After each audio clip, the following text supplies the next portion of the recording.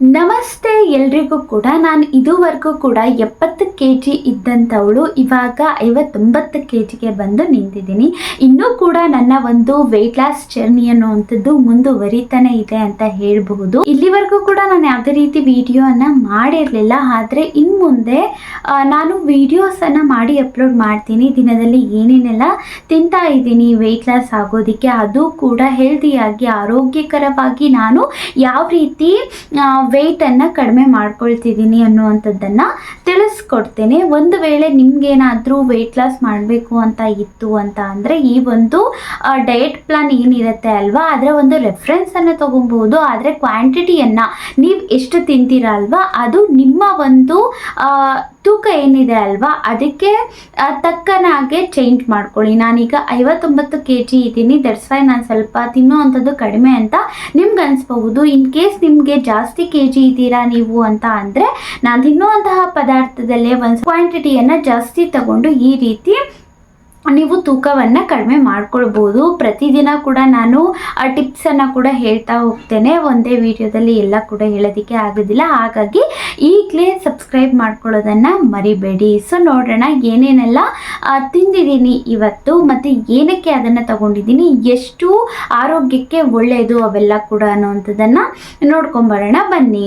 ನಾನು ಇವತ್ತು ಬೆಳಗ್ಗೆ ಎದ್ದ ನಂತರ ಖಾಲಿ ಹೊಟ್ಟೆಯಲ್ಲಿ ಮೆಂತೆ ನೀರನ್ನು ಕುಡ್ದಿದ್ದೀನಿ. ಅಂತಂದರೆ ಅದನ್ನು ಕುದಿಸ್ಬಿಟ್ಟು ಕುಡ್ದಿರುವಂಥದ್ದು. ಯಾಕೆ ಇದನ್ನು ನಾನು ತಗೊಳ್ತಿದ್ದೀನಿ ವೆಯ್ಟ್ ಲಾಸಲ್ಲಿ ಅಂತ ಅಂದರೆ, ನೋಡಿ ನಮ್ಮ ಒಂದು ಜೀರ್ಣಕ್ರಿಯೆಯನ್ನು ಜಾಸ್ತಿ ಮಾಡುತ್ತೆ, ಮೆಟಬಾಲಿಸಮನ್ನು ಬೂಸ್ಟ್ ಮಾಡುತ್ತೆ ಅಂತ ಹೇಳಬಹುದು. ಸರಿನಾ? ಕೊಬ್ಬನ್ನು ಕರಗಿಸೋದಕ್ಕೆ ಇದು ತುಂಬಾ ಉಪಯುಕ್ತ. ಹಂಗಂತ ಅಂದ್ಬಿಟ್ಟು ಬೆಳಿಗ್ಗೆ ಖಾಲಿ ಹೊಟ್ಟೆಯಲ್ಲಿ ಇದನ್ನು ತಗೊಳ್ಳೋ ಅಂಥದ್ದು ಮತ್ತು ಬೇರೆ ಬೇರೆ ಜಂಕ್ ಎಲ್ಲ ತಿಂದರೆ ಖಂಡಿತವಾಗ್ಲೂ ವೆಯ್ಟ್ ಲಾಸ್ ಅನ್ನುವಂಥದ್ದು ಆಗೋದಿಲ್ಲ. ನಾನು ಒಂದೊಂದೇ ಹೇಳ್ತಾ ಹೋಗ್ತೇನೆ.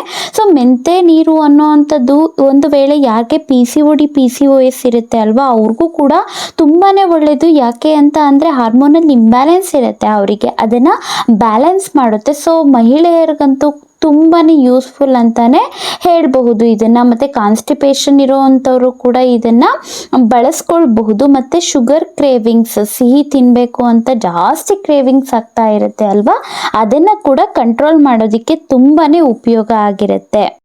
ಬ್ರೇಕ್ಫಾಸ್ಟ್ನಲ್ಲಿ ನಾನು ತಗೊಂಡಿದ್ದೀನಿ 1 ಕಪ್ ಬಾರ್ಲಿ ಕಿಚಡಿಯನ್ನು ಮತ್ತು 1 ಮೊಟ್ಟೆಯನ್ನು ತಗೊಂಡಿದ್ದೀನಿ. ಬಾರ್ಲಿ ಕಿಚಡಿಯನ್ನು ಯಾಕೆ ನಾನು ತಗೊಂಡಿದ್ದೀನಿ ಅಂತ ಅಂದರೆ, ಬಾರ್ಲಿ ಅನ್ನುವಂಥದ್ದು ಕ್ಯಾಲೋರೀಸಲ್ಲಿ ತುಂಬಾ ಕಡಿಮೆ ಇರುತ್ತೆ ಮತ್ತು ಅದರಲ್ಲಿ ನಾರಿನಂಶ ಅನ್ನುವಂಥದ್ದು ತುಂಬ ಜಾಸ್ತಿ ಇರುತ್ತೆ.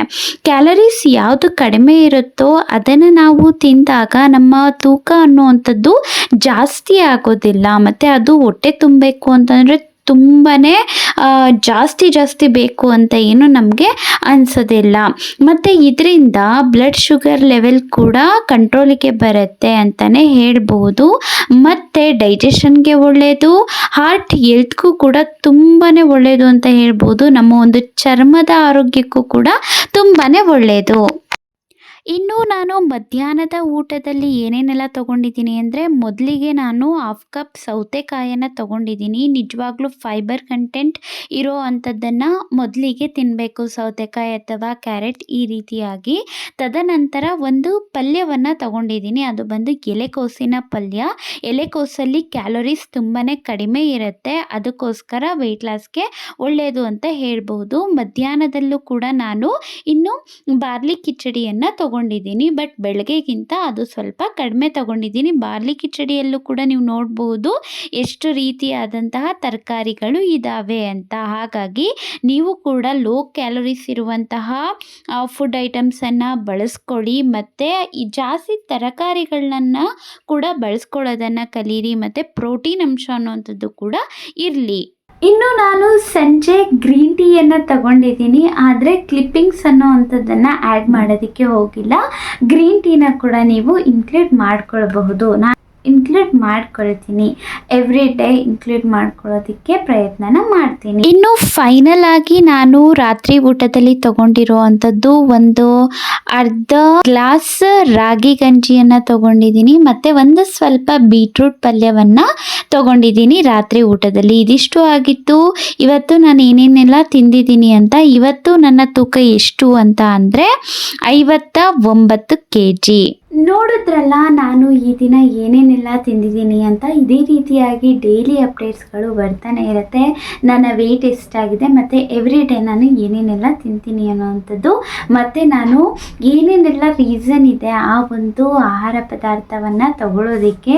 ಕೇವಲ ತೂಕವನ್ನು ಮಾತ್ರ ಕಡಿಮೆ ಮಾಡ್ಕೊಳ್ಳೋದಲ್ಲ, ಅದು ನಮ್ಮ ಆರೋಗ್ಯಕ್ಕೂ ಕೂಡ ತುಂಬಾ ಉಪಯೋಗ ಇರುತ್ತೆ. ಅದ್ರ ಬಗ್ಗೆ ಕೂಡ ನಾನು ನಿಮಗೆ ಡೈಲಿ ತಿಳಿಸ್ಕೊಡ್ತಾ ಇರ್ತೀನಿ. ಸೊ ಇಂಟ್ರೆಸ್ಟಿಂಗ್ ಅಂತ ಅನಿಸಿದ್ರೆ ಈಗಲೇ ಸಬ್ಸ್ಕ್ರೈಬ್ ಮಾಡ್ಕೊಳ್ಳೋದನ್ನು ಮರಿಬೇಡಿ. ಧನ್ಯವಾದಗಳು.